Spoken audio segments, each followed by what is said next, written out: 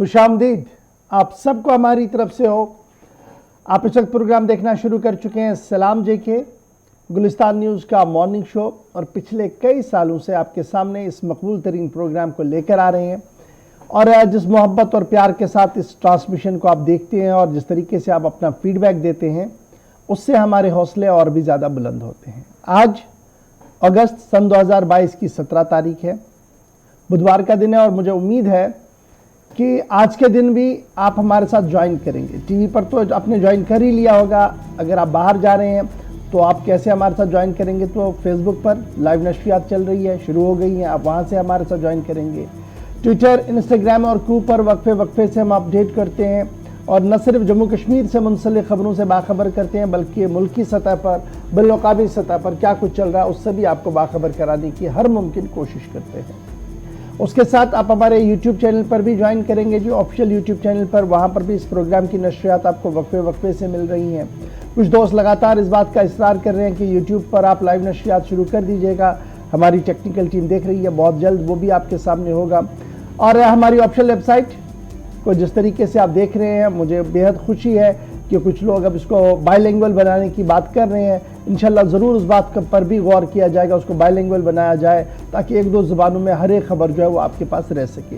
तो वेबसाइट पर जब आप आएंगे तो वहाँ पर आप टीवी भी देख सकते हैं, लाइव ट्रांसमिशन वहाँ पर भी चलता है, और आप वहाँ इनबॉक्स में आकर मैसेज हमारे साथ करेंगे, प्रोग्रामों के बारे में आरा रखेंगे। अगर आप किसी खबर के बारे में अपडेट करना चाहते हैं वो भी हमें कर सकते हैं, और वो बराह रास्त हमारे पास आएंगी वो अपडेट्स, और हम कोशिश करेंगे कि वो सारे अपडेट्स जो हैं वो किसी न किसी तरीके से प्रोग्राम में शामिल किए जाएँ। तो फिलहाल प्रोग्राम का तय फॉर्मेट जो है उसके हिसाब से प्रोग्राम का कर चुके हैं हम आगाज़, यानी इब्तिदाई कलमात आपके सामने मैंने रख दी हैं। लेकिन आज शुरुआत पहले करते हैं हिस्ट्री ऑफ द डे से कि 17 अगस्त को माजी में क्या क्या कुछ हुआ है।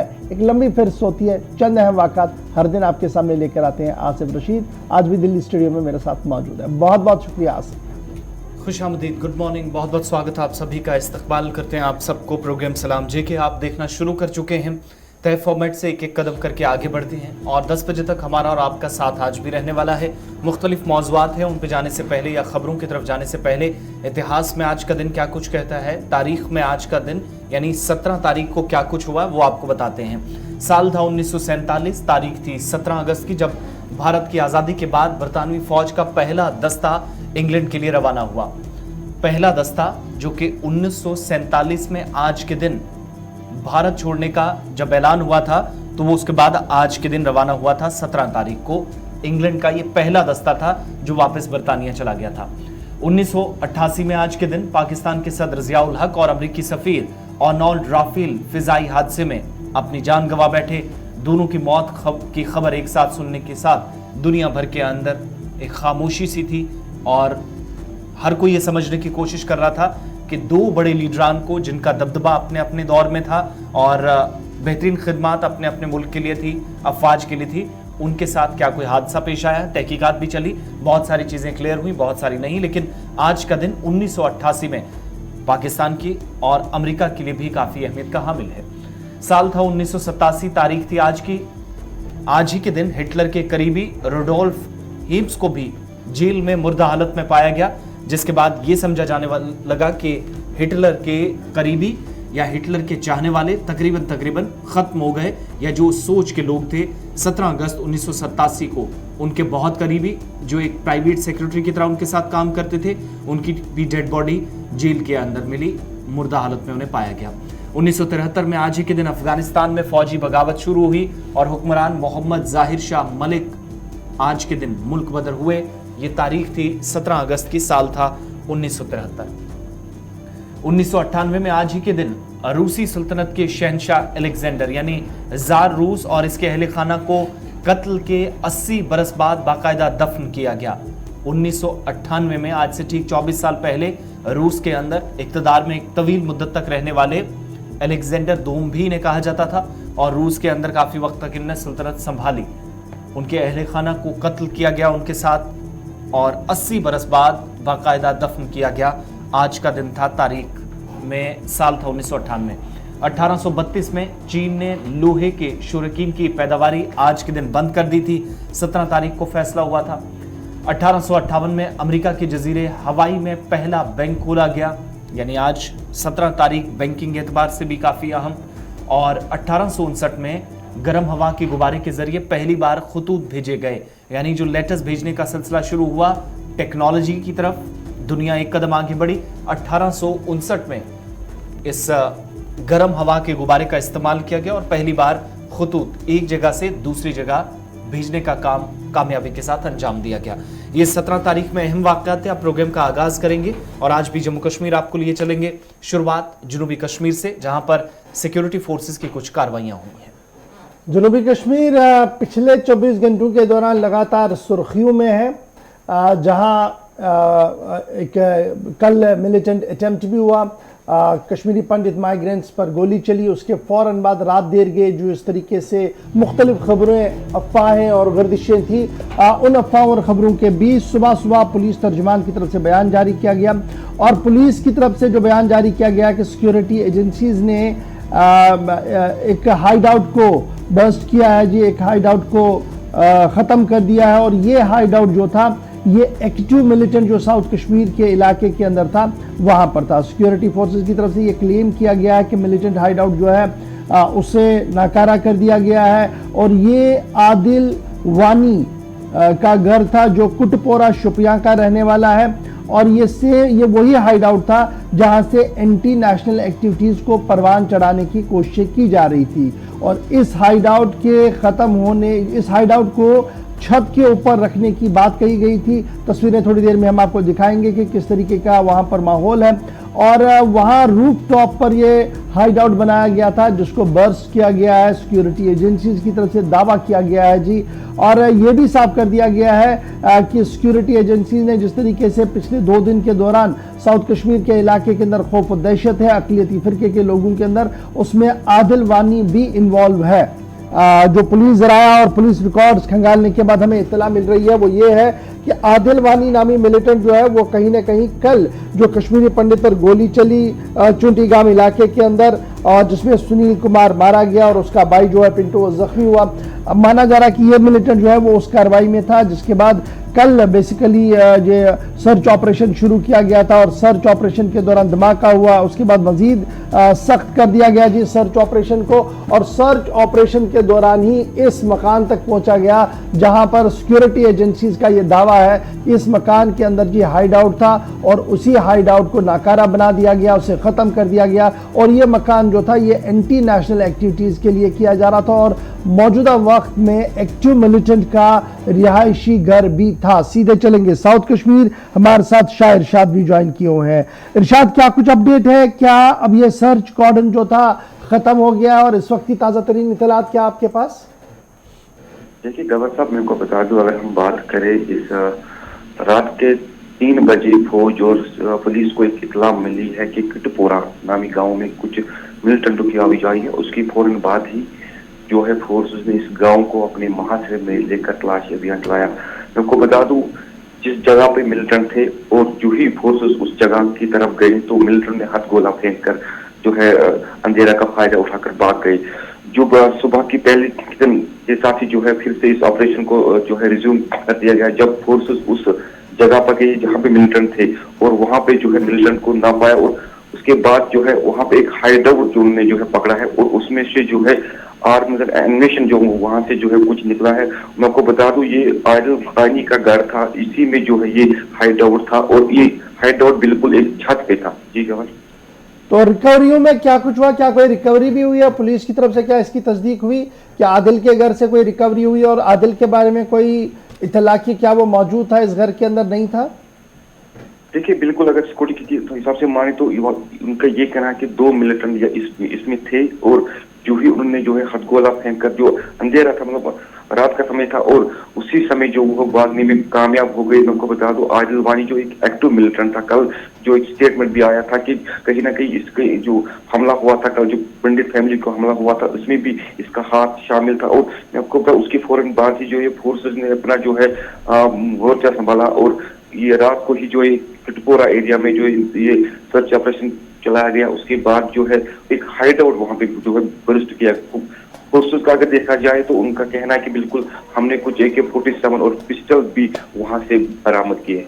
बहुत शुक्रिया जी हमारे साथ ज्वाइन करने के लिए। बढ़ते हैं जी आगे, बात जरा कौमी परचम की करेंगे और 15 अगस्त की भी करते हैं, क्योंकि यौम आज़ादी का दिन इख्तिताम तो हो गया, लेकिन अपडेट जो सरकारी तौर पर है वो काफ़ी हौसला अफजा है। और सरकारी अदाद-ओ-शुमार जो ज़राए से हमारे पास है वो सूबा कश्मीर में जश्न आज़ादी की तकरीबात में लाखों लोगों ने शिरकत की है और लाखों तिरंगे जो हैं वो लहराए गए हैं। और इब्तिदाई खबरों के मुताबिक 6.5 लाख से ज़्यादा फंक्शन जो है वो ऑर्गेनाइज की गई हैं जी। यौम आज़ादी की तकरीब के साथ साथ जो आज़ादी का अमृत महोत्सव पिछले 2-3 दिन से चल रहा है उसमें 6.5 लाख से ज़्यादा फंक्शंस ऑर्गेनाइज करवाई गई थी। कश्मीर सूबे की मैं बात कर रहा हूँ। इसके साथ साथ 17.47 लाख लोगों ने कल जो कौमी परचम लहराना था, कौमी परचम को सलाम करनी थी, उसमें तकरीबन 17.47 लोगों ने शिरकत की है। और ये मुख्तलिफ स्कूलों के अंदर हुआ है, प्राइवेट एक तो निजी तौर पर हुआ है जो प्राइवेट ऑर्गेनाइजेशंस ने किया है, दूसरा सरकारी तौर पर जो फंक्शंस हुए हैं, तीसरा जो स्कूलों और कॉलेज और यूनिवर्सिटीज़ के अंदर हुआ है। तो उसमें जो एदाद शुमार आ रहे हैं जी सरकारी तौर पर ज़राया जो हमें बता रहे हैं 17.47 लाख रुपया है। 17.47 लाख तिरंगे जो है वो लहराए गए हैं। और ये माना जा रहा है ये जो होस्टिंग ऑफ ट्राई कलर है कश्मीर के अंदर, ये एक नया रिकॉर्ड बना है सन 47 के बाद। ये एक नया रिकॉर्ड बना है सन 47 के बाद। कल हमने आपको बताया था कि पूरे मुल्क के अंदर कितने तिरंगे बिके, उससे कितना फ़ायदा हुआ।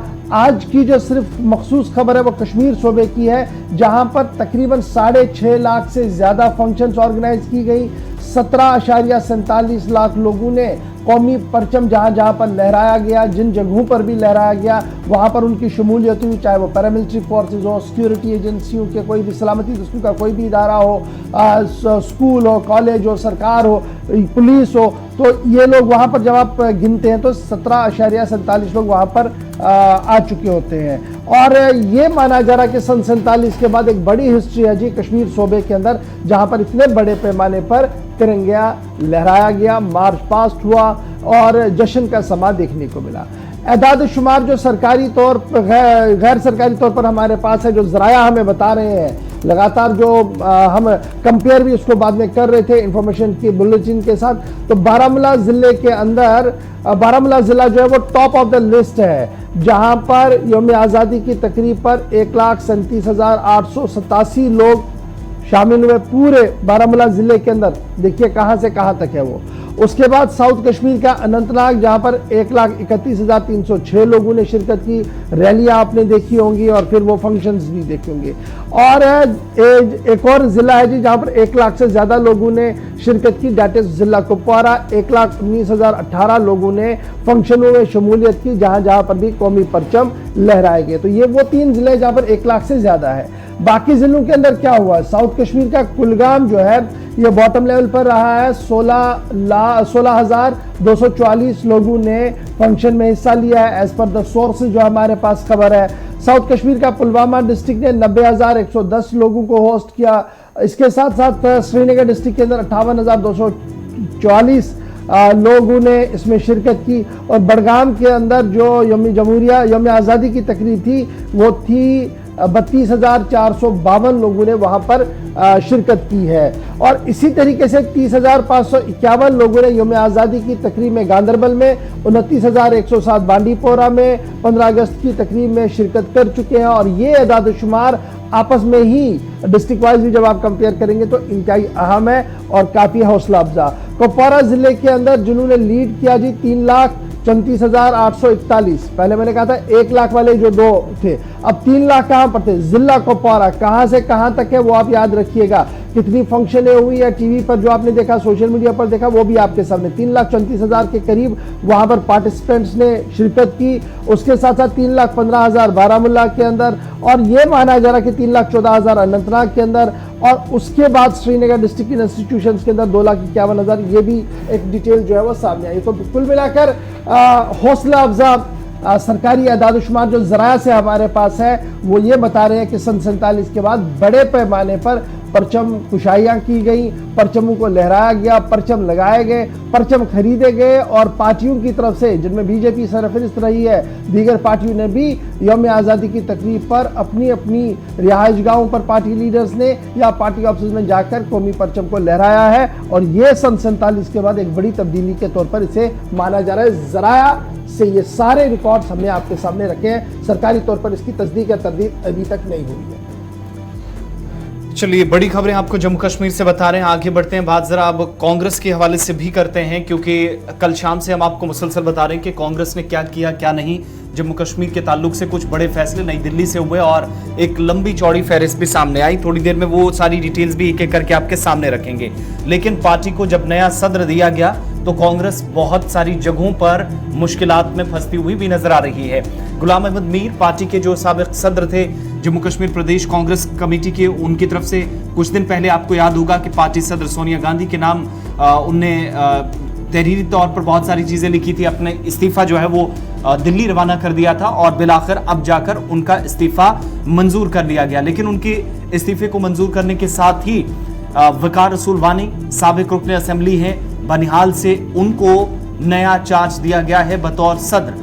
पार्टी ने नई जिम्मेदारी वकार रसूल वानी को दी है, वो नए सदर जम्मू कश्मीर के अंदर बनाए गए हैं। लेकिन जैसे ही उनके सदर बनने का नाम सामने आया या ऐलान हुआ तो पार्टी में एक बार फिर से 1 से 1.5 साल के अरसे के दौरान ये दूसरी मर्तबा देखा जा रहा है जब दिल्ली से खैर मकदम जरूर इस फैसले का हुआ। सीनियर लीडर कांग्रेस के गुलाम नबी आज़ाद ने ट्वीट करके भी पार्टी के फैसले को या पार्टी हाईकमान के जो फहरिस्त जारी की गई उस फैसले पर उन्होंने जरूर उसका खैर मकदम किया ट्वीट के जरिए। लेकिन थोड़ी देर बाद यह भी सामने आया कि बगावत के सुर भी कहीं विद इन द पार्टी या पार्टी लीडरान में एक बार फिर से छिड़ना शुरू हो गए। इसलिए कांग्रेस काफी ज्यादा मुश्किल में है।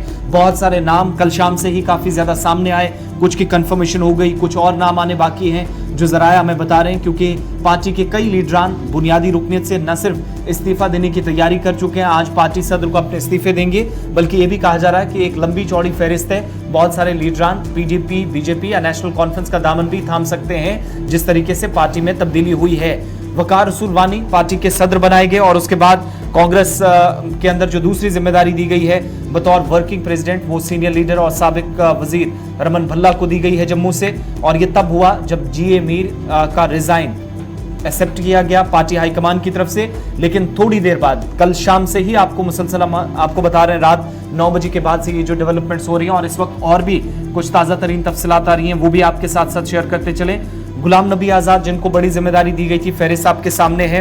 कांग्रेस में कैंपेन कमेटी का उन्हें चेयरमैन बनाया गया था, लेकिन थोड़ी देर के बाद उन्होंने इस कमेटी से चेयरमैन के तौर पर उनने न रहने का यानी इस्तीफा देने का ऐलान कर दिया। साबिक रुकन असेंबली सोपोर अब्दुल रशीद डार के हवाले से कल शाम से आपको मुसलसल अपडेट कर ही रहे हैं। शांगस अनंतनाग से तस्वीर भी आपको बता रहे हैं। साबिक रुकन असेंबली गुलजार अहमद वानी का नाम भी सामने आया, जिनने पार्टी को खैराबाद करने की लगभग तैयारी कर ही ली है। इस्तीफा उनका आज भी सुरिंदर सिंह चन्नी राइट हैंड माने जा रहे थे जीए मीर साहब के, इन्होंने भी कल रात ही इस बात का फैसला लिया कि वो भी इस्तीफा दे रहे हैं। इस लिस्ट के अंदर 2-3 बड़ी बातें हैं जी जो समझना बहुत ज़्यादा ज़रूरी है। वकार रसूल वानी को लेकर पहले दिन से ही तजब्जुब था और पहले दिन से ही गिले और शिकवे बहुत ज़्यादा थे और यही वजह थी कि शायद पार्टी ने थोड़ा सा फूक कर कदम लेने की कोशिश की। एक तरफ से ये है, दूसरी तरफ से वकार के पीछे गुलाम नबी आज़ाद साहब का भी हाथ है। इस तरीके की भी बातें और इस तरीके भी खबरें जो है वो बाहर आ रही हैं। और फिर रात देर गए जब गुलिस्तान न्यूज़ ने गुलाम नबी आज़ाद से तकरीबन 10 बजे के आसपास गुफ्तगू की तो उन्होंने इस बात की तस्दीक की कि नहीं, मैंने माजरत जाहिर की है पार्टी से और मैं जनाब नहीं हूँ। अब उस नहीं के पीछे 2-3 वजूहात है। एक उनकी अपनी सेहत भी है, जिस तरीके की सियासत हो रही है उससे वो नाखुश है और अब जितने गुटों में कांग्रेस वहाँ बढ़ चुकी है। मुझे याद है सन 96 में गुलाम रसूल कार साहब और उसके बाद मीर साहब जो अपने दूसरे उनके प्रेसिडेंट बने थे तो काफ़ी मुश्किलों का सामना उनको था नॉर्थ वर्सेस साउथ था, साउथ वर्सेस जम्मू था, जम्मू वर्सेस लद्दाख था, तो कहीं पर कोई नहीं था, लेकिन सब कांग्रेस के झंडे तले चल ही रहे थे। उसके बाद आज़ाद साहब का एक मैजिकल टर्न ओवर हुआ वहां जम्मू कश्मीर में, तो एक यूनाइटेड चेहरा देखा, एक यूनाइटेड फेस देखा, सरकार में भी आई कांग्रेस। और उसके बाद मीर साहब के टेन्योर में भी उतनी ज्यादा बगावत जो सुर थे पहले टेन्योर में नहीं देखने को मिले, लेकिन सेकेंड टेन्योर जब उनका शुरू हुआ तो थोड़े से सुर वहां बगावत के जरूर नजर आए, और कल तक वो सिलसिला चलता रहा। कई बार उन्होंने पार्टी मीटिंग्स बुलाई, एमएलएज नहीं चले गए, तो वो साफ था कि all is not well in Congress. लेकिन कल से जिस तरीके की खबरें आ रही हैं कि जीए मीर साहब इस फैसले की तायद कर रहे हैं एज ए सीनियर सोल्जर के, एज ए सीनियर कांग्रेसमैन के, लेकिन अंदर खाने बहुत सारे लोग जो है वो नाराज, और दर्जनों नाम जो है वो हमारे पास आ रहे हैं। पार्टी ने कल वकार रसूल को सदर बनाया है। वर्किंग प्रेसिडेंट रमन भल्ला यानी जम्मू को भी खुश करने की कोशिश की है, कश्मीर को भी बैलेंस करने की कोशिश की है। सरूरी साहब का यहाँ पर रोल होगा बड़ा इंपॉर्टेंट, क्योंकि वकार को ना बनाने के पीछे जीएम सरूरी साहब का खुलकर सामने आया था। और कल हमारे पास ये भी खबर है कि सरूरी आज अपने पत्ते जो है वो खोल रहे हैं कहाँ की ओर उनका मुंह होगा, क्योंकि काफी लीडर्स के साथ वो राब्ते में पहले से ही थे। इस तरीके की भी इतलात जो है वो सामने आ रही है। कैंपेन कमेटी यानी जिन्होंने इलेक्शन में कैंपेन चलाना, इलेक्शन कब है उसके बारे में कोई इतला नहीं है। शायद ये एक मुश्किल वक्त था आज़ाद के लिए कि भाई मैं क्यों इस कमेटी का हेड बनूं, अभी इलेक्शन है नहीं, आगे बनना किसी ने नहीं है, तो मैं क्यों उस जमेले में पड़ूं। शायद वो भी एक वजह होगी, वो बाहर आए होंगे। आज़ाद को चेयरमैन बनाया गया था, वाइस चेयरमैन तारिक हमीद करा, सरूरी को कन्वीनर, जीए मीर यानी जो अभी तक प्रेसिडेंट थे उसे मेंबर चौथे नंबर पर, और उसके बाद ताराचंद और दीगर लोगों को वहां पर मेंबर बनाया गया था जी। उसके बाद एक बड़ी इंपॉर्टेंट कमेटी रहती है जी, पॉलिटिकल अफेयर्स कमेटी। ये बड़ी इंपॉर्टेंट होती है क्योंकि ये फैसला करती है कि जम्मू कश्मीर के अंदर जो पॉलिटिक्स चल रही है इसमें कौन सा रुख अडॉप्ट करना है। यहाँ पर गुलाम नबी आज़ाद को as a head of the committee मुकर्रर कर दिया गया था, तारिक करा साहब को चेयरमैन कर दिया गया था, और पॉलिटिकल अफेयर्स कमेटी में नंबर 1 पर आज़ाद को था, लेकिन यहाँ पर हेड करा साहब को किया गया था। और फिर मीर साहब, सैफुद्दीन, सौज, पीरजादा मोहम्मद सईद, ताज मोहिद्दीन, ताराचंद और दीगर लोगों को यहाँ पर एंट्री जो थी वो मिली थी। और फिर डिसिप्लिनरी कमेटी की जब आप देखते तो ताज मोहिद्दीन साहब को हेड किया गया था। और इलेक्शन कमेटी में पीसीसी चेयरमैन जो प्रेसिडेंट थे, वर्किंग प्रेसिडेंट भी इसमें रखे गए थे। गुलाम अहमद मीर साहब को, ताराचंद, ताज मोहिद्दीन, सरूरी, हाजी अब्दुल रशीद जिन्होंने कल इस्तीफा दिया, शबीर खान अलम बगावत है, रविंदर शर्मा साहब जो तर्जुमान है, ठाकुर बलबीर सिंह ये बाहर है, गुलजार का आपने आपको पहले ही बता दिया कि उसने पहले ही पार्टी को गुलजार कर दिया था। अनवर भट्ट साहब ये भी नाराज ही दिख रहे हैं जी। मजीद वानी साहब इनके अभी पत्ते खुलने बाकी हैं, और दीगर लोगों को यहाँ पर जगह मिली। तो इस तरीके से 5-6 कमेटियाँ बनाई गई थी, लेकिन बाय एंड लार्ज आज का दिन बड़ा इंपॉर्टेंट होगा क्योंकि कांग्रेस के कीमे के अंदर बड़ी तब्दीलियां देखने को मिलेंगी, और 2-3 पार्टियां ऐसी हैं जो यहाँ पर ज्वाइनिंग्स आने वाले दिनों में हो सकती है। खबर ये भी है कि बड़े नेता जो है या तो नेशनल कॉन्फ्रेंस में जा सकते हैं, कुछ लोगों ने ये भी मन बनाया है कि नहीं जी तीसरी आवाज़ जो आ रही है वहाँ की ओर भी जाया जाए, यानी केजरीवाल का दामन थामा जाए, और लगातार लोग जो है वो राब्ते में है। कुछ बड़ी तब्दीलियाँ आज और कल में होने जा रही है, लेकिन वकार रसूल वानी के लिए बड़ा इम्तिहान होगा क्योंकि उन्हें उस वक्त पीसीसी का सदर बनाया गया जहां पर अभी चुनाव नहीं है, और पार्टी के अंदर बहुत ज़्यादा तनाव और ये जो मुश्किलों का वक्त जो है वो चल रहा है। तो ये थी जनाब कांग्रेस की खबर। अब आते हैं जी आगे, बात करते हैं जम्मू कश्मीर हाई कोर्ट की। जम्मू कश्मीर लद्दाख हाई कोर्ट लगातार कोई ना कोई फैसला सुनाता है, और इस बार उन्होंने एक पीआईएल का फैसला लिया है, और ये फैसला मेरी नज़र में इंतहाई अहम डिसीजन है क्योंकि सॉलिड वेस्ट मैनेजमेंट को लेकर कई बार बातें हो रही थी, और अब सरकार को विजन प्लान क्या है, यानी उनके पास विजन डॉक्यूमेंट क्या है, विजन प्लान क्या है कि सॉलिड वेस्ट को डिस्पोज ऑफ किया जाए एंटायर जम्मू कश्मीर के अंदर। क्योंकि एक पब्लिक इंटरेस्ट लिटिगेशन चली गई थी, और उस पब्लिक इंटरेस्ट लिटिगेशन के अंदर यह कहा गया था कि मरकज की हुकूमत से रुकुमात तो आती है, यूटिलाइजेशंस भी दिखाई जा रही है, लेकिन जो काम ग्राउंड जीरो पर होना चाहिए था कि सॉलिड वेस्ट डिस्पोजल एक मैकेनिज्म के तहत होना चाहिए था, वो हो नहीं रहा है। और लगातार इस पर सुनवाई के बाद चीफ जस्टिस साहब ने कल ये फैसला लिया कि जनाब एक डॉक्यूमेंट सामने रखा जाए जिस डॉक्यूमेंट के जरिए से हमें पता लगे कि सरकार के पास विजन है क्या। मजीद कल कोर्ट ने इस पूरे मामले को जब संजीदगी के साथ लिया है, वहां पर क्या कुछ है बताएंगे हमारे साथ हमारे साथी हिलाल हांजुरी ज्वाइन कर चुके हैं। हिलाल, बहुत शुक्रिया ज्वाइन करने के लिए। अपडेट कीजिएगा कि ऑनरेबल कोर्ट के अंदर पीआईएल चला गया था और ये पीआईएल एंटायर जम्मू कश्मीर के लिए इंतहाई अहम है, क्योंकि सॉलिड वेस्ट की जब हम बात करते हैं तो हमारे नदी नालों के ऊपर आज के दिन में भी डाला जा रहा है, जंगलों के उस हिस्से में डाला जा रहा है जहां पर माहौलियात तबाह हो रहा है, और फिर बाय एंड लार्ज श्रीनगर शहर हो, जम्मू शहर हो, वहां पर भी उस लेटेस्ट गैजेट्स इक्विपमेंट्स को इस्तेमाल नहीं किया जा रहा है। ओवरऑल पीआईएल में क्या मांग की गई थी और गवर्नमेंट को क्या डायरेक्शन चली गई है? ऑनरेबल कोर्ट के अंदर और उसकी जो सुनवाई हुई है वो जस्टिस पंकज मित्तल और जस्टिस वसीम सादिक नगराल जो है उनके बेंच, डिवीजन बेंच के सामने आई है। और इस पर मुफस्सल जब बात हुई तो उसमें एक ही डायरेक्टिव चला गया है, वो ये कि अब स्टेट अथॉरिटीज आप विजन डॉक्यूमेंट लेकर एक प्रॉपर प्लान लेकर आए कि उन्होंने सॉलिड वेस्ट मैनेजमेंट प्रोग्राम के तहत जम्मू कश्मीर के अंदर क्या क्या खाका खींचा है और किस तरह खींचा है।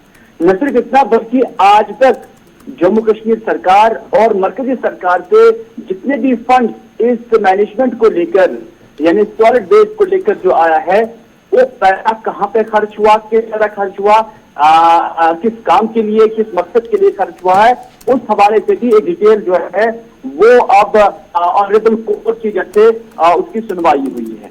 तो इस हवाले से ऑनरेबल कोर्ट ने अथॉरिटीज को, खासतौर पर जो शहरी तरक्की डिपार्टमेंट या अर्बन लोकल बॉडी डिपार्टमेंट है, उन्हें ये हिदायतनामा जारी किया है। लेकिन जब हम जमीनी स्तर पर देखते हैं तो गवर्नर, आपको याद ही होगा कि जम्मू कश्मीर के अंदर अब सॉलिड वेस्ट मैनेजमेंट एक नाम रह गया है और श्रीनगर म्युनिसिपल कॉर्पोरेशन को छोड़कर जितनी भी बाकी सदर मकामात है यानी जो अलग अलग टाउन्स है वहां पर सॉलिड वेस्ट और उसके साथ साथ सेग्रीगेशन का कोई ख्याल नहीं है। आज भी हम देखते हैं कि जो साइट्स डंपिंग साइट्स बनाई गई है वो भी एक्टिवाइज नहीं है, बेशतर जगहों पर उसको ऐसे ही लिया गया है और उसके लिए कोई प्रॉपर डॉक्यूमेंटेशन नहीं है, सेग्रीगेशन है, और ना ही उस फुजला को ठिकाने लगाने के लिए और मुकम्मल तौर पर उसको डिस्पोज ऑफ करने के लिए कोई मैकेनिज्म है।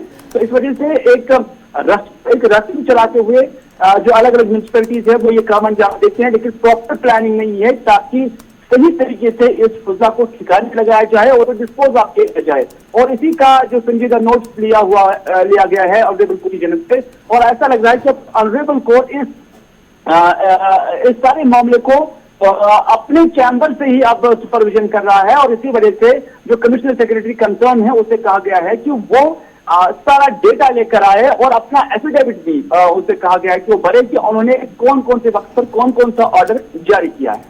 बहुत शुक्रिया जी हिलाल हमारे साथ ज्वाइन करने के लिए। और कोर्ट ने कल ये भी कह दिया कि जनाब बहुत वक्त दे दिया जी सरकार को हमने कि वो बताएं, ये लास्ट चांस होगा, नहीं होगा तो हम जी फिर एक्ट करेंगे एज पर द लॉ।